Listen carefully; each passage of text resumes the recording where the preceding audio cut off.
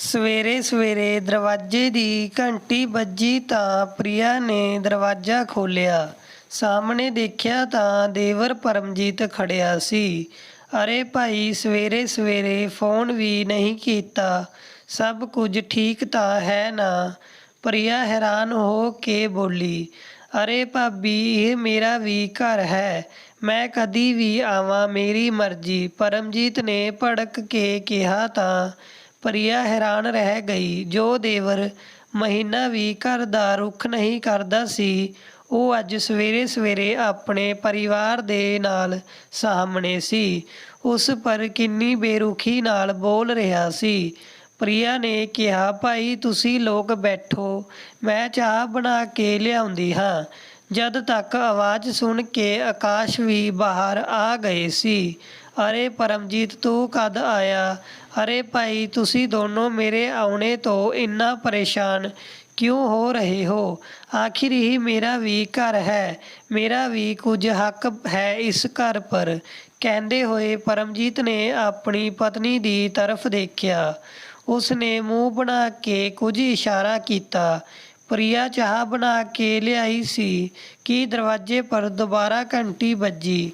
ਦਰਵਾਜ਼ਾ ਖੋਲ੍ਹਿਆ ਤਾਂ ਦੂਸਰਾ ਦੇਵਰ ਅਤੇ ਉਸਦੀ ਪਤਨੀ ਖੜ੍ਹੇ ਸੀ। "ਤੁਸੀਂ ਲੋਕ ਵੀ ਸਵੇਰੇ ਸਵੇਰੇ, ਕਿਆ ਗੱਲ ਹੈ? ਅੱਜ ਸਭ ਨੂੰ ਸਾਡੀ ਯਾਦ ਇੱਕ ਨਾਲ ਕਿਵੇਂ ਆ ਗਈ?" ਪ੍ਰਿਆ ਹੈਰਾਨ ਸੀ। ਜੋ ਦੇਵਰ ਤਿਉਹਾਰਾਂ ਪਰ ਵੀ ਮੁਸ਼ਕਿਲ ਨਾਲ ਹੀ ਆਉਂਦੇ ਸੀ, ਅੱਜ ਇਕੱਠੇ ਕਿਵੇਂ? ਪ੍ਰਿਆ ਸਾਰਿਆਂ ਦੇ ਲਈ ਚਾਹ ਬਣਾਉਣ ਗਈ। "ਭਾਈ, ਕਿਆ ਸੋਚਿਆ? ਕਿਆ ਕਰਨਾ ਹੈ ਅੱਗੇ?" ਚਾਹ ਪੀ ਕੇ ਪਰਮਜੀਤ ਬੋਲਿਆ। ਦੂਸਰੇ ਭਾਈ ਵਿਕਰਮ ਨੇ ਆਕਾਸ਼ ਦੀ ਤਰਫ ਪ੍ਰਸ਼ਨਵਾਚਕ ਨਿਗਾਹ ਨਾਲ ਦੇਖਿਆ। "ਕਿਆ ਸੋਚਣਾ ਹੈ? ਕਿਆ ਕਰਨਾ ਹੈ ਹੁਣ ਮੈਨੂੰ?" ਭਾਈਆਂ ਦੀ ਗੱਲਾਂ ਨਾਲ ਆਕਾਸ਼ ਹੈਰਾਨ ਸੀ। "ਭਾਈ, ਮੰਮੀ ਦੀ ਤਬੀਅਤ ਖਰਾਬ ਹੈ, ਡਾਕਟਰ ਨੇ ਜਵਾਬ ਦੇ ਦਿੱਤਾ ਹੈ। ਤਾਂ ਅੱਗੇ ਮੰਮੀ ਪਾਪਾ ਦੀ ਜਾਇਦਾਦ ਦਾ ਕਿਵੇਂ ਕਰਨਾ ਹੈ? ਮੰਮੀ ਦੇ ਸਾਹਮਣੇ ਹੀ ਫੈਸਲਾ ਕਰ ਲੈਂਦੇ ਹਾਂ, ਫਿਰ ਬਾਅਦ ਵਿੱਚ ਕੋਈ ਲੜਾਈ ਝਗੜਾ ਨਾ ਹੋ।" ਛੋਟੇ ਭਾਈ ਵਿਕਰਮ ਨੇ ਸਿੱਧੇ ਸ਼ਬਦਾਂ ਵਿੱਚ ਬੋਲ ਦਿੱਤਾ। "ਤੈਨੂੰ ਕਿਸ ਨੇ ਕਿਹਾ ਕਿ ਮੰਮੀ ਦੀ ਤਬੀਅਤ ਖਰਾਬ ਹੈ ਅਤੇ ਡਾਕਟਰ ਨੇ ਜਵਾਬ ਦੇ ਦਿੱਤਾ ਹੈ?" ਆਕਾਸ਼ ਨੇ ਹੈਰਾਨ ਹੋ ਕੇ ਪੁੱਛਿਆ। "ਜੇਕਰ ਤੁਸੀਂ ਨਹੀਂ ਦੱਸੋਗੇ ਤਾਂ ਕਿਆ ਸਾਨੂੰ ਪਤਾ ਨਹੀਂ ਚੱਲੇਗਾ? ਸਾਨੂੰ ਸਭ ਪਤਾ ਹੈ ਕਿ ਤੁਸੀਂ ਅਤੇ ਭਾਬੀ ਸਾਰੀ ਜਾਇਦਾਦ ਹੜੱਪਣਾ ਚਾਹੁੰਦੇ ਹੋ।" ਇਸ ਵਾਰ ਪਰਮਜੀਤ ਬੋਲਿਆ। "ਤੁਹਾਡਾ ਦਿਮਾਗ ਖਰਾਬ ਹੋ ਗਿਆ ਹੈ ਕਿਆ ਕੈਸੀ ਗੱਲਾਂ ਕਰ ਰਹੇ ਹੋ ਤੁਸੀਂ ਲੋਕ?" ਆਕਾਸ਼ ਨੂੰ ਗੁੱਸਾ ਆ ਗਿਆ ਅਤੇ ਪ੍ਰਿਆ ਤਾਂ ਹੈਰਾਨ ਖੜੀ ਸਭ ਸੁਣ ਰਹੀ ਸੀ। ਜਦੀ ਬਾਹਰ ਤੋਂ ਆਰਤੀ ਦੀ ਥਾਲੀ ਲੈ ਕੇ ਸ਼ਾਰਦਾ ਜੀ ਅੰਦਰ ਆਈ। "ਅੱਜ ਤੱਕ ਤਾਂ ਤੁਸੀਂ ਨਲਾਇਕਾਂ ਨੂੰ ਮੇਰੀ ਫਿਕਰ ਨਹੀਂ ਹੋਈ, ਅੱਜ ਕਿਵੇਂ ਤੁਸੀਂ ਸਭ ਨੂੰ ਆਪਣੀ ਬਿਮਾਰ ਮਾਂ ਦੀ ਯਾਦ ਆ ਗਈ?" ਮਾਂ ਨੂੰ ਸਾਹਮਣੇ ਠੀਕ ਠਾਕ ਖੜਾ ਦੇਖ ਕੇ ਉਹਨਾਂ ਤਿੰਨਾਂ ਨੂੰ ਪਸੀਨਾ ਆ ਗਿਆ। "ਮਾਂ, ਤੁਸੀਂ ਠੀਕ ਤਾਂ ਹੋ? ਤੁਹਾਨੂੰ ਚੰਗਾ ਭਲਾ ਖੜਾ ਦੇਖ ਕੇ ਬਹੁਤ ਖੁਸ਼ੀ ਹੋ ਰਹੀ ਹੈ। ਤੁਹਾਨੂੰ ਜਿਵੇਂ ਖੁਸ਼ੀ ਹੋ ਰਹੀ ਸਭ ਸੁਣ ਲਿਆ ਹੈ ਮੈਂ। ਇੰਨੇ ਮਹੀਨਿਆਂ ਤੋਂ ਆਪਣੀ ਮਾਂ ਨਾਲ ਵੀ ਗੱਲ ਕਰਨੇ ਦੀ ਫੁਰਸਤ ਨਹੀਂ ਸੀ। ਅੱਜ ਸਵੇਰੇ ਸਵੇਰੇ ਕਿਵੇਂ ਮਾਂ ਨਾਲ ਮਿਲਣ ਆ ਗਏ? ਮੈਂ ਦੱਸਦੀ ਹਾਂ ਤੁਹਾਨੂੰ। ਮਾਂ ਨਹੀਂ, ਮਾਂ ਦੀ ਪ੍ਰਾਪਰਟੀ ਦਾ ਲਾਲਚ ਖਿੱਚ ਲਿਆਇਆ ਹੈ। ਕਿਤੇ ਵੱਡਾ ਭਾਈ ਸਾਰੀ ਪ੍ਰਾਪਰਟੀ ਆਪਣੇ ਨਾਮ ਨਾ ਕਰਾ ਲੇ।" ਸ਼ਾਰਦਾ ਜੀ ਦੇ ਇੰਨਾ ਬੋਲਦੇ ਹੀ ਆਕਾਸ਼ ਅਤੇ ਪ੍ਰਿਆ ਦੇ ਪਸੀਨੇ ਛੁੱਟ ਗਏ। "ਕੀ ਕਿਤੇ ਮਾਂ ਨੂੰ ਸਾਡੀ ਪਲੈਨਿੰਗ ਦਾ ਪਤਾ ਤਾਂ ਨਹੀਂ ਚੱਲ ਗਿਆ?" "ਪਰ ਮਾਂ, ਕੱਲ੍ਹ ਚਾਚਾ ਜੀ ਨੇ ਤਾਂ ਸਾਨੂੰ ਫ਼ੋਨ ਕਰਕੇ ਦੱਸਿਆ ਸੀ ਕਿ ਤੁਹਾਡੀ ਮਾਂ ਦੀ ਤਬੀਅਤ ਬਹੁਤ ਜ਼ਿਆਦਾ ਖਰਾਬ ਹੈ ਅਤੇ ਡਾਕਟਰ ਨੇ ਜਵਾਬ ਦੇ ਦਿੱਤਾ ਹੈ," ਪਰਮਜੀਤ ਬੋਲਿਆ। ਪਰਮਜੀਤ ਦੀ ਗੱਲ ਸੁਣ ਕੇ ਸ਼ਾਰਦਾ ਜੀ ਮੁਸਕਰਾਉਣ ਲੱਗੀ ਤਾਂ ਪ੍ਰਿਆ ਬੋਲੀ, "ਆਹੋ, ਪਰਸੋਂ ਅਸੀਂ ਮੰਮੀ ਨੂੰ ਰੂਟੀਨ ਚੈੱਕਅਪ ਦੇ ਲਈ ਡਾਕਟਰ ਦੇ ਕੋਲ ਲੈ ਗਏ ਸੀ। ਡਾਕਟਰ ਨੇ ਕੁਝ ਟੈਸਟ ਲਿਖੇ ਸੀ। ਬਾਥਰੂਮ ਤੋਂ ਨਿਕਲਦੇ ਵਕਤ ਮੰਮੀ ਜੀ ਦਾ ਪੈਰ ਫਿਸਲ ਗਿਆ ਸੀ। ਉਹ ਗਿਰਦੇ ਗਿਰਦੇ ਬਚੀ। ਮੈਂ ਉਹਨਾਂ ਨੂੰ ਉੱਥੇ ਬਿਠਾ ਕੇ ਦਵਾਈ ਲੈਣ ਚਲੀ ਗਈ ਸੀ ਤਾਂ ਇਸ ਵਿੱਚ ਚਾਚਾ ਜੀ ਵੀ ਡਾਕਟਰ ਨੂੰ ਦਿਖਾਉਣ ਉੱਥੇ ਆਏ ਸੀ। ਮੰਮੀ ਜੀ ਤੋਂ ਠੀਕ ਨਾਲ ਚੱਲਿਆ ਨਹੀਂ ਜਾ ਰਿਹਾ ਸੀ। ਲੱਗਦਾ ਹੈ ਇਸ ਲਈ ਉਹਨਾਂ ਨੇ ਇਹੋ ਜਿਹਾ ਸਮਝ ਲਿਆ ਅਤੇ ਇਹ ਅਫਵਾਹ ਉਡਾ ਦਿੱਤੀ ਕਿ ਮੰਮੀ ਜੀ ਬਹੁਤ ਬਿਮਾਰ ਹੈ। ਮੈਂ ਜਿੰਨਾ ਤੁਹਾਨੂੰ ਨਲਾਇਕ ਸਮਝਦੀ ਸੀ, ਤੁਸੀਂ ਤਾਂ ਉਸ ਤੋਂ ਵੀ ਜ਼ਿਆਦਾ ਨਲਾਇਕ ਨਿਕਲੇ। ਅੱਜ ਵੀ ਤੁਸੀਂ ਇੱਥੇ ਆਪਣੀ ਬਿਮਾਰ ਮਾਂ ਦੇ ਲਈ ਨਹੀਂ ਆਏ ਹੋ, ਬਲਕਿ ਉਸ ਦੀ ਜਾਇਦਾਦ ਦੇ ਲਈ ਆਏ ਹੋ। ਕਹਿੰਦੇ ਕਹਿੰਦੇ ਸ਼ਾਰਦਾ ਜੀ ਦੀ ਅੱਖਾਂ ਵਿੱਚ ਹੰਝੂ ਆ ਗਏ ਅਤੇ ਉਹ ਆਪਣੇ ਅਤੀਤ ਵਿੱਚ ਗੁਆਚ ਗਈ। ਸ਼ਾਰਦਾ ਜੀ ਆਪਣੇ ਪਤੀ ਰਾਮ ਪ੍ਰਕਾਸ਼ ਜੀ ਦੇ ਨਾਲ ਬਹੁਤ ਖੁਸ਼ ਸੀ। ਵਿਆਹ ਦੇ ਬਾਅਦ ਉਹਨਾਂ ਨੂੰ 3 ਪੁੱਤ ਹੋਏ ਅਤੇ ਬੜੇ ਹੋ ਕੇ 2 ਪੁੱਤ ਇੰਜੀਨੀਅਰ ਬਣ ਗਏ ਤਾਂ ਇੱਕ ਨੇ ਇੱਥੇ ਰਹਿ ਕੇ ਨੌਕਰੀ ਕੀਤੀ। ਵਕਤ ਦੇ ਨਾਲ ਨਾਲ ਤਿੰਨਾਂ ਦਾ ਵਿਆਹ ਹੋ ਚੁੱਕਾ ਸੀ ਅਤੇ ਉਹਨਾਂ ਦੇ ਬੱਚੇ ਵੀ ਹੌਲੀ-ਹੌਲੀ ਬੜੇ ਹੋ ਰਹੇ ਸੀ। ਰਾਮ ਪ੍ਰਕਾਸ਼ ਜੀ ਵੀ ਸਰਕਾਰੀ ਬੈਂਕ ਦੇ ਜਨਰਲ ਮੈਨੇਜਰ ਅਹੁਦੇ ਤੋਂ ਰਿਟਾਇਰ ਹੋਏ ਸੀ। ਰਾਮ ਪ੍ਰਕਾਸ਼ ਜੀ ਦੇ ਕੋਲ ਅਲੱਗ-ਅਲੱਗ ਸੁਸਾਇਟੀ ਵਿੱਚ 2 ਫਲੈਟ ਹੋਰ ਵੀ ਸੀ। ਉਹਨਾਂ ਦੇ 2 ਪੁੱਤ ਇੰਜੀਨੀਅਰ ਦੀ ਪੜ੍ਹਾਈ ਕਰਕੇ ਵਿਦੇਸ਼ ਚਲੇ ਗਏ ਸੀ। ਰਾਮ ਪ੍ਰਕਾਸ਼ ਜੀ ਅਤੇ ਸ਼ਾਰਦਾ ਜੀ ਬੜੇ ਬੇਟੇ ਦੇ ਕੋਲ ਹੀ ਰਹਿੰਦੇ ਸੀ। ਆਪਣੇ ਸੁਖੀ ਪਰਿਵਾਰ ਵਿੱਚ ਉਹ ਪੋਤੇ ਪੋਤੀਆਂ ਨੂੰ ਵੀ ਉਪਹਾਰ ਵਿੱਚ ਕੁਝ ਨਾ ਕੁਝ ਦਿੰਦੇ ਹੀ ਰਹਿੰਦੇ ਸੀ। ਰਾਮ ਪ੍ਰਕਾਸ਼ ਜੀ ਨੂੰ ਇੱਕ ਦਿਨ ਅਚਾਨਕ ਹੋਏ ਸਿਰ ਦਰਦ ਦੇ ਕਾਰਨ ਟੈਸਟ ਕਰਵਾਉਣੇ ਨਾਲ ਪਤਾ ਚੱਲਿਆ ਕਿ ਉਹਨਾਂ ਨੂੰ ਬ੍ਰੇਨ ਟਿਊਮਰ ਹੋ ਗਿਆ ਹੈ ਅਤੇ ਜਲਦੀ ਉਹਨਾਂ ਦਾ ਆਪਰੇਸ਼ਨ ਕਰਵਾਉਣਾ ਪਵੇਗਾ। ਉਸ ਦੇ ਬਾਅਦ ਤਾਂ ਉਹਨਾਂ ਨੇ ਬਿਸਤਰ ਹੀ ਫੜ ਲਿਆ। ਉਹਨਾਂ ਦਾ ਹਾਲ ਚਾਲ ਪੁੱਛਣੇ ਦੇ ਲਈ ਲੋਕ ਆਉਂਦੇ ਸੀ ਤਾਂ ਬੜੀ ਨੂੰ ਪ੍ਰਿਆ ਨੂੰ ਚਾਹ ਬਣਾਉਣ ਦੇ ਲਈ ਵੀ ਮੁਸ਼ਕਿਲ ਹੋਣ ਲੱਗੀ ਸੀ। ਰਾਮ ਪ੍ਰਕਾਸ਼ ਜੀ ਦੇ ਲਈ ਫੁੱਲ ਟਾਈਮ ਅਟੈਂਡੈਂਟ ਰੱਖ ਦਿੱਤਾ ਗਿਆ ਸੀ। ਪਿਤਾ ਦੀ ਖਬਰ ਸੁਣ ਕੇ ਦੋਵੇਂ ਪੁੱਤ ਇੱਕ ਦਿਨ ਦੇ ਲਈ ਆਏ ਅਤੇ ਵਾਪਿਸ ਮੁੜ ਗਏ। ਦੋਨਾਂ ਨੇ ਆਪਣੀ ਮਜਬੂਰੀ ਦਾ ਬਹਾਨਾ ਬਣਾਉਂਦੇ ਹੋਏ ਆਪਣੇ ਪਿਤਾ ਦੇ ਕੋਲ ਇੱਥੇ ਰੁਕਣੇ ਤੋਂ ਮਨ੍ਹਾ ਕਰ ਦਿੱਤਾ। ਰਾਮ ਪ੍ਰਕਾਸ਼ ਜੀ ਦੇ ਤਾਂ ਬਿਸਤਰ ਫੜਦੇ ਹੀ ਸਭ ਦਿਨਚਰਿਆ ਹੀ ਬਦਲ ਗਈ ਸੀ। ਆਕਾਸ਼ ਅਤੇ ਪ੍ਰਿਆ ਨੂੰ ਹੁਣ ਉਹ ਬੋਝ ਲੱਗਣ ਲੱਗੇ ਸੀ। ਉਹਨਾਂ ਦੇ ਲਈ ਪਰਹੇਜ਼ ਵਾਲਾ ਖਾਣਾ ਬਣਾਉਣਾ ਵੀ ਪ੍ਰਿਆ ਨੂੰ ਹੁਣ ਮੁਸ਼ਕਿਲ ਲੱਗਣ ਲੱਗਾ ਸੀ। ਰਾਮ ਪ੍ਰਕਾਸ਼ ਜੀ ਤਾਂ ਹੁਣ ਬਾਹਰ ਵੀ ਨਹੀਂ ਨਿਕਲ ਪਾਉਂਦੇ ਸੀ। ਸਿਰਫ ਸ਼ਾਰਦਾ ਜੀ ਅਤੇ ਅਟੈਂਡੈਂਟ ਹੀ ਉਹਨਾਂ ਦੇ ਕੋਲ ਰਹਿੰਦੇ ਸੀ।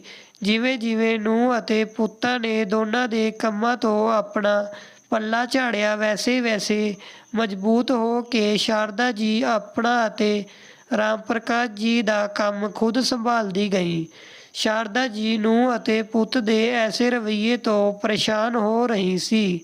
ਇਲਾਜ ਦਾ ਖਰਚ ਤਾਂ ਬੈਂਕ ਵਾਲਿਆਂ ਨੇ ਸੰਭਾਲ ਲਿਆ ਸੀ, ਪਰ ਦਵਾਈ ਆਦਿ ਮੰਗਵਾਉਣੇ ਦੇ ਲਈ ਉਹ ਹੁਣ ਵੀ ਪੂਰੀ ਤਰ੍ਹਾਂ ਬੱਚਿਆਂ ਪਰ ਹੀ ਨਿਰਭਰ ਸੀ। ਉਸ ਵਿੱਚ ਵੀ ਪੁੱਤ ਨੂੰ ਨਾ ਨੁੱਕਰ ਕਰਦੇ ਰਹਿੰਦੇ। ਆਪਣੇ ਪੁੱਤ ਨੂੰ ਦੇ ਰਵੱਈਏ ਤੋਂ ਰਾਮ ਪ੍ਰਕਾਸ਼ ਜੀ ਦੀ ਤਬੀਅਤ ਜ਼ਿਆਦਾ ਖਰਾਬ ਹੁੰਦੀ ਜਾ ਰਹੀ ਸੀ। ਸਮਝਾਉਂਦੇ ਸ਼ਾਰਦਾ ਜੀ ਥੱਕ ਗਈ, ਪਰ ਉਹਨਾਂ ਦਾ ਮਨ ਮੰਨਦਾ ਹੀ ਨਹੀਂ ਸੀ ਅਤੇ ਇੱਕ ਦਿਨ ਉਹ ਇਸ ਭਰੀ ਦੁਨੀਆ ਵਿੱਚ ਸ਼ਾਰਦਾ ਜੀ ਨੂੰ ਛੱਡ ਕੇ ਚਲੇ ਗਏ। ਦੋਵੇਂ ਪੁੱਤ ਆਏ ਅਤੇ ਆਪਣੇ ਪਿਤਾ ਦਾ ਕਿਰਿਆਕਰਮ ਕਰਕੇ ਵਾਪਿਸ ਮੁੜ ਗਏ। ਇੱਕ ਵਾਰ ਫਿਰ ਸ਼ਾਰਦਾ ਜੀ ਬੜੇ ਪੁੱਤ ਨੂੰ ਆਕਾਸ਼ ਦੇ ਕੋਲ ਹੀ ਰਹਿ ਰਹੀ ਸੀ, ਪਰ ਇੱਕ ਬੇਬਸ ਬੇਸਹਾਰਾ ਔਰਤ ਦਾ ਇਕੱਲੇ ਰਹਿਣਾ ਕਿੰਨਾ ਮੁਸ਼ਕਿਲ ਹੁੰਦਾ ਹੈ ਇਹ ਤਾਂ ਅਸੀਂ ਸਭ ਨੂੰ ਪਤਾ ਹੀ ਹੈ। ਨੂੰਹ ਵੀ ਹਮੇਸ਼ਾ ਚੀਕਦੀ ਰਹਿੰਦੀ। ਆਪਣੇ ਪਤੀ ਦੇ ਜਾਣੇ ਦੇ ਬਾਅਦ ਜੋ ਰਾਮ ਪ੍ਰਕਾਸ਼ ਜੀ ਨੇ ਰਿਟਾਇਰਮੈਂਟ ਦੇ ਬਾਅਦ ਦੁਕਾਨ ਖਰੀਦੀ ਸੀ, ਉਸ ਪਰ ਸ਼ਾਰਦਾ ਜੀ ਬੈਠਣ ਲੱਗੀ ਸੀ। ਉਸਦੇ ਜਿੰਨੇ ਵੀ ਪੈਸੇ ਆਉਂਦੇ ਆਪਣੇ ਪੁੱਤ ਨੂੰ ਦੇ ਦਿੰਦੀ ਸੀ। ਇੱਕ ਦਿਨ ਪਤਾ ਚੱਲਿਆ ਕਿ ਉਹਨਾਂ ਦੇ ਪੁੱਤ ਦੀ ਨੌਕਰੀ ਚਲੀ ਗਈ ਤਾਂ ਪੁੱਤ ਪਰ ਤਰਸ ਖਾ ਕੇ ਸ਼ਾਰਦਾ ਜੀ ਨੇ ਉਸ ਨੂੰ ਆਪਣੀ ਦੁਕਾਨ ਦੇ ਦਿੱਤੀ ਸੀ, ਇਹ ਕਹਿ ਕੇ ਕਿ ਪੁੱਤ ਹੁਣ ਤਾਂ ਮੇਰੀ ਉਮਰ ਹੋ ਗਈ ਹੈ, ਮੇਰੇ ਤੋਂ ਹੁਣ ਦੁਕਾਨ ਸੰਭਾਲੀ ਨਹੀਂ ਜਾਂਦੀ। ਅਤੇ ਸ਼ਾਰਦਾ ਜੀ ਘਰ ਵਿੱਚ ਰਹਿ ਕੇ ਨੂੰਹ ਦੇ ਨਾਲ ਨਾਲ ਹੱਥ ਵਟਾਉਂਦੀ, ਪੁੱਤ ਦਾ ਕੰਮ ਫਿਰ ਤੋਂ ਚੱਲ ਪਿਆ ਤਾਂ ਇੱਕ ਦਿਨ ਸ਼ਾਰਦਾ ਜੀ ਆਪਣੇ ਪੁੱਤ ਨੂੰ ਬੋਲੀ, ਮੈਂ ਚਾਰੋਂ ਧਾਮ ਦੀ ਯਾਤਰਾ ਪਰ ਜਾਣਾ ਚਾਹੁੰਦੀ ਹਾਂ। ਉਹਨਾਂ ਦੀ ਇੱਛਾ ਜਦ ਨੂੰਹ ਨੂੰ ਪਤਾ ਚੱਲੀ ਤਾਂ ਪ੍ਰਿਆ ਭੜਕ ਗਈ। ਚਾਰੋਂ ਧਾਮ ਦੀ ਯਾਤਰਾ ਵਿੱਚ ਪਤਾ ਵੀ ਹੈ ਕਿੰਨਾ ਖਰਚ ਹੁੰਦਾ ਹੈ। ਅਸੀਂ ਤਾਂ ਕਿਤੇ ਬਾਹਰ ਘੁੰਮਣ ਵੀ ਨਹੀਂ ਜਾਂਦੇ ਅਤੇ ਤੁਸੀਂ ਆਪਣੀ ਮਾਂ ਨੂੰ ਯਾਤਰਾ ਪਰ ਭੇਜੋਗੇ। ਕਿਸੇ ਨੂੰ ਕਿਤੇ ਜਾਣੇ ਦੀ ਜ਼ਰੂਰਤ ਨਹੀਂ ਹੈ। ਦਰਅਸਲ ਪ੍ਰਿਆ ਛੁੱਟੀਆਂ ਵਿੱਚ ਵਿਦੇਸ਼ ਜਾਣਾ ਚਾਹੁੰਦੀ ਸੀ ਅਤੇ ਉੱਥੇ ਜਾਣਾ ਕਾਫੀ ਮਹਿੰਗਾ ਪੈ ਰਿਹਾ ਸੀ। ਇਸ ਲਈ ਆਕਾਸ਼ ਨੇ ਮਨਾ ਕਰ ਦਿੱਤਾ ਸੀ ਅਤੇ ਫਿਰ ਉਹ ਗੁੱਸੇ ਵਿੱਚ ਕਿਤੇ ਨਹੀਂ ਗਈ। ਸ਼ਾਰਦਾ ਜੀ ਨੂੰਹ ਦੇ ਮੂੰਹ ਤੋਂ ਇਹ ਸੁਣ ਕੇ ਚੁੱਪ ਹੋ ਗਈ, ਕਿਉਂਕਿ ਉਹਨਾਂ ਦੇ ਆਪਣੇ ਪੁੱਤ ਦੀ ਬੋਲਤੀ ਬੰਦ ਹੋ ਗਈ ਸੀ। ਤਾਂ ਇਸ ਲਈ ਫਿਰ ਕਦੀ ਚਲੀ ਜਾਊਂਗੀ ਇਹ ਕਹਿ ਕੇ ਮਨ ਨੂੰ ਸਮਝਾ ਦਿੱਤਾ। ਹੁਣ ਤੱਕ ਘਰ ਦਾ ਖਰਚਾ ਸ਼ਾਰਦਾ ਜੀ ਦੀ ਦੁਕਾਨ ਤੋਂ ਹੀ ਚੱਲ ਰਿਹਾ ਸੀ ਅਤੇ ਉਹਨਾਂ ਦਾ ਪੁੱਤ ਜੋ ਵੀ ਕਮਾਈ ਹੁੰਦੀ ਸੀ ਸ਼ਾਰਦਾ ਜੀ ਨੂੰ ਵੀ ਪੈਸੇ ਦੇ ਦਿੰਦਾ ਸੀ। ਇਹ ਗੱਲ ਪ੍ਰਿਆ ਨੂੰ ਪਸੰਦ ਨਹੀਂ ਸੀ ਤਾਂ ਉਸਨੇ ਘਰ ਵਿੱਚ ਹੰਗਾਮਾ ਮਚਾ ਦਿੱਤਾ। ਦੁਕਾਨ ਦੀ ਕਮਾਈ ਪਹਿਲਾਂ ਉਸਦੇ ਹੱਥਾਂ ਵਿੱਚ ਆਏਗੀ, ਕਿਉਂਕਿ ਉਸਦਾ ਪਤੀ ਕਮਾ ਕੇ ਲਿਆਉਂਦਾ ਹੈ ਅਤੇ ਪਤੀ ਦੀ ਕਮਾਈ ਪਰ ਪਹਿਲਾ ਅਧਿਕਾਰ ਪਤਨੀ ਦਾ ਹੁੰਦਾ ਹੈ। ਸ਼ਾਰਦਾ ਜੀ ਨੇ ਜ਼ਿਆਦਾ ਵਿਰੋਧ ਨਹੀਂ ਕੀਤਾ, ਕਿਉਂਕਿ ਘਰ ਨੂੰ ਚਲਾਏ ਜਾਂ ਉਹ ਚਲਾਏ, ਇੱਕ ਗੱਲ ਹੈ। ਇੱਕ ਹੀ ਪੁੱਤ ਨੂੰ ਹੈ ਜਿਨ੍ਹਾਂ ਦੇ ਸਹਾਰੇ ਉਹ ਆਪਣਾ ਜੀਵਨ ਕੱਟ ਰਹੀ ਹਨ ਅਤੇ ਉਹਨਾਂ ਨੂੰ ਇਹਨਾਂ ਦੇ ਨਾਲ ਰਹਿਣਾ ਹੈ। ਕੁੱਲ ਮਿਲਾ ਕੇ ਘਰ ਵਿੱਚ ਸ਼ਾਂਤੀ ਅਤੇ ਸੁੱਖ ਬਣੀ ਰਹੇ। ਕਿਆ ਹੈ, 2 ਰੋਟੀ ਖਾਣੀ ਹੈ, ਜੀਵਨ ਜੀਣਾ ਹੈ। ਪਰ ਇਹ ਵੀ ਨਸੀਬ ਨਹੀਂ ਹੁੰਦੀ ਸੀ ਘਰ ਵਿੱਚ ਸੁੱਖ ਸ਼ਾਂਤੀ ਬਣੀ ਰਹੇ। ਇਸ ਲਈ ਸ਼ਾਰਦਾ ਜੀ ਨੇ ਖੁਸ਼ੀ-ਖੁਸ਼ੀ ਪੈਸੇ ਨੂੰਹ ਦੇ ਹੱਥ ਵਿੱਚ ਥਮਾ ਦਿੱਤੇ। ਆਖਿਰ ਮੈਨੂੰ ਹੁਣ ਕਰਨਾ ਹੀ ਕਿਆ ਹੈ, 2 ਰੋਟੀ ਖਾਣੀ ਹੈ ਅਤੇ ਜੀਵਨ ਜੀਣਾ ਹੈ। ਪਰ ਇਹ 2 ਰੋਟੀ ਵੀ ਸ਼ਾਂਤੀ ਨਾਲ ਨਸੀਬ ਨਹੀਂ ਹੁੰਦੀ ਸੀ। ਇਵੇਂ ਲੱਗਦਾ ਸੀ ਕਿ ਉਹਨਾਂ ਦਾ ਘਰ ਵਿੱਚ ਰਹਿਣਾ ਹੀ ਨੂੰਹ ਨੂੰ ਖਟਕਦਾ ਹੈ। ਉਹ ਗੱਲ-ਗੱਲ ਪਰ ਉਹਨਾਂ ਦਾ ਅਪਮਾਨ ਕਰਦੀ ਸੀ ਅਤੇ ਆਕਾਸ਼ ਚੁੱਪ ਰਹਿੰਦਾ ਸੀ। ਜਿਵੇਂ-ਤਿਵੇਂ ਸ਼ਾਰਦਾ ਜੀ ਉਹਨਾਂ ਦੇ ਨਾਲ ਰਹਿ ਰਹੀ ਸੀ। ਇੱਕ ਦਿਨ ਉਹ ਬਾਥਰੂਮ ਵਿੱਚ ਫਿਸਲ ਗਈ ਸੀ। ਮੁਸ਼ਕਿਲ ਨਾਲ ਨੂੰਹ ਉਹਨਾਂ ਦਾ ਚੈੱਕਅਪ ਕਰਵਾ ਕੇ ਲਿਆਈ ਸੀ ਅਤੇ ਉਹਨਾਂ ਦੇ ਪੈਰ ਵਿੱਚ ਹਲਕੀ ਜਿਹੀ ਸੱਟ ਆ ਗਈ ਸੀ। ਉਹਨਾਂ ਤੋਂ ਢੰਗ ਨਾਲ ਚੱਲਿਆ ਵੀ ਨਹੀਂ ਜਾ ਰਿਹਾ ਸੀ ਅਤੇ ਨਾ ਹੀ ਘਰ ਦੇ ਕੰਮਾਂ ਵਿੱਚ ਹੱਥ ਵਟਾ ਪਾ ਰਹੀ ਸੀ। ਉਹ ਰੋਜ਼ ਮੰਦਿਰ ਜਾਂਦੀ ਸੀ ਅਤੇ ਭਗਵਾਨ ਦੀ ਸ਼ਰਨ ਵਿੱਚ ਘੰਟੋਂ ਵਕਤ ਬਿਤਾਉਂਦੀ ਸੀ, ਪਰ ਪੈਰ ਦੀ ਵਜ੍ਹਾ ਨਾਲ 2-4 ਦਿਨ ਤੋਂ ਮੰਦਿਰ ਵੀ ਨਹੀਂ ਗਈ ਸੀ। ਆਪਣੇ ਘਰ ਵਿੱਚ ਹੀ ਬੈਠੀ ਰਹਿੰਦੀ ਸੀ ਤਾਂ ਪ੍ਰਿਆ ਬੁੜਬੁੜਾਉਂਦੀ ਰਹਿੰਦੀ ਸੀ ਕਿ ਆਪਣੀ ਮਨਹੂਸ ਸੂਰਤ ਲੈ ਕੇ ਘਰ ਵਿੱਚ ਬੈਠੀ ਰਹਿੰਦੀ ਹੋ। ਇਸ ਤੋਂ ਚੰਗਾ ਤਾਂ ਇਹੀ ਸੀ ਰੋਜ਼ ਮੰਦਿਰ ਚਲੀ ਜਾਂਦੀ ਸੀ। ਮੈਂ ਵੀ ਚੈਨ ਦੀ ਸਾਹ ਲੈ ਲੈਂਦੀ ਸੀ, ਬੱਚਿਆਂ ਨੂੰ ਵੀ ਚੰਗਾ ਖਾਣਾ ਦੇ ਦਿੰਦੀ ਸੀ। ਹੁਣ ਤਾਂ ਇਹਨਾਂ ਦੀ ਨਜ਼ਰਾਂ ਖਾਣੇ ਪਰ ਹੀ ਗੜੀ ਰਹਿੰਦੀਆਂ ਹਨ। ਸ਼ਾਰਦਾ ਜੀ ਦੀ ਅੱਖਾਂ ਵਿੱਚ ਹੰਝੂ ਆ ਗਏ। ਇੱਕ ਦਿਨ ਸ਼ਾਰਦਾ ਜੀ ਰਾਤ ਨੂੰ ਪਾਣੀ ਲੈਣ ਰਸੋਈ ਵਿੱਚ ਜਾ ਰਹੀ ਸੀ। ਜਦੀ ਨੂੰਹ ਦੀ ਆਵਾਜ਼ ਉਹਨਾਂ ਦੇ ਕੰਨਾਂ ਵਿੱਚ ਪਈ, ਸੁਣੋ ਜੀ, ਇਹਨਾਂ ਦਾ ਦੂਸਰਾ ਇੰਤਜ਼ਾਮ ਕਰ ਲਓ। ਪ੍ਰਿਆ ਨੇ ਆਪਣਾ ਫੈਸਲਾ ਸੁਣਾ ਦਿੱਤਾ। ਦੂਸਰਾ ਇੰਤਜ਼ਾਮ? ਇਹ ਸਭ ਸ਼ਾਰਦਾ ਜੀ ਨੇ ਸੁਣਿਆ ਤਾਂ ਉਹ ਸੁੰਨ ਪੈ ਗਈ। ਇਹ ਲੋਕ ਮੈਨੂੰ ਕਿੱਥੇ ਭੇਜ ਰਹੇ ਹਨ? ਮੈਂ ਆਪਣੇ ਘਰ ਨੂੰ ਛੱਡ ਕੇ ਕਿਤੇ ਵੀ ਨਹੀਂ ਜਾਊਂਗੀ। ਆਕਾਸ਼ ਦੀ ਆਵਾਜ਼ ਆਉਂਦੀ ਹੈ, ਅਸੀਂ ਮੰਮੀ ਨੂੰ ਇਸ ਉਮਰ ਵਿੱਚ ਕਿੱਥੇ ਭੇਜਾਂਗੇ? ਮੈਨੂੰ ਨਹੀਂ ਪਤਾ, ਕਿਤੇ ਵੀ ਭੇਜੋ, ਪਰ ਮੈਂ ਇਸ ਬੁੱਢੀ ਦੇ ਨਾਲ ਨਹੀਂ ਰਹਿਣਾ ਚਾਹੁੰਦੀ ਹਾਂ। ਮੈਂ ਹੁਣ ਹੋਰ ਬਰਦਾਸ਼ਤ ਨਹੀਂ ਕਰ ਸਕਦੀ। 2 ਦਿਨ ਇਵੇਂ ਹੀ ਨਿਕਲ ਗਏ। ਇੱਕ ਦਿਨ ਸ਼ਾਰਦਾ ਜੀ ਨੇ ਪੁੱਤ ਨੂੰ ਗੱਲ ਕਰਦੇ ਹੋਏ ਸੁਣਿਆ। ਉਹਨਾਂ ਨੂੰ ਬਿਰਧ ਆਸ਼ਰਮ ਭੇਜਣੇ ਦੀ ਤਿਆਰੀ ਵਿੱਚ ਲੱਗੇ ਸੀ। ਨੂੰਹ ਨੂੰ ਬੜੀ ਜਲਦੀ ਸੀ ਆਪਣੀ ਸੱਸ ਤੋਂ ਛੁਟਕਾਰਾ ਪਾਉਣੇ ਦੀ। ਸ਼ਾਰਦਾ ਜੀ ਦੇ ਪੈਰਾਂ ਤੋਂ ਜ਼ਮੀਨ ਖਿਸਕ ਗਈ। ਉਹ ਤਾਂ ਉਹਨਾਂ ਨੂੰ ਜ਼ਰਾ ਵੀ ਪਰੇਸ਼ਾਨ ਨਹੀਂ ਕਰਦੀ ਹੈ, ਆਪਣੇ ਪੋਤੇ-ਪੋਤੀ ਨੂੰ ਵੀ ਦੇਖ ਲੈਂਦੀ ਹੈ ਅਤੇ ਨੂੰਹ ਦੇ ਕਿੰਨੇ ਸਾਰੇ ਕੰਮ ਕਰ ਦਿੰਦੀ ਹੈ। ਇਹ ਗੱਲ ਹੋਰ ਹੈ, ਉਹਨਾਂ ਦੇ ਦੁਆਰਾ ਕੀਤੇ ਗਏ ਕਰਮਾਂ ਦੀ ਕੋਈ ਗਿਣਤੀ ਨਹੀਂ ਹੈ ਅਤੇ ਇਵੇਂ ਦਿਖਾਉਂਦੀ ਹੈ ਕਿ ਸਾਰੇ ਕੰਮ ਉਹੀ ਕਰਦੀ ਹੈ। ਮੈਂ ਤਾਂ ਦੁਕਾਨ ਅਤੇ ਘਰ ਵੀ ਇਹਨਾਂ ਦੇ ਹਵਾਲੇ ਕਰ ਦਿੱਤਾ ਹੈ। ਹੋਰ ਕਿਆ ਕਰਾਂ। ਉਹਨਾਂ ਦਾ ਸਿਰ ਚਕਰਾ ਗਿਆ।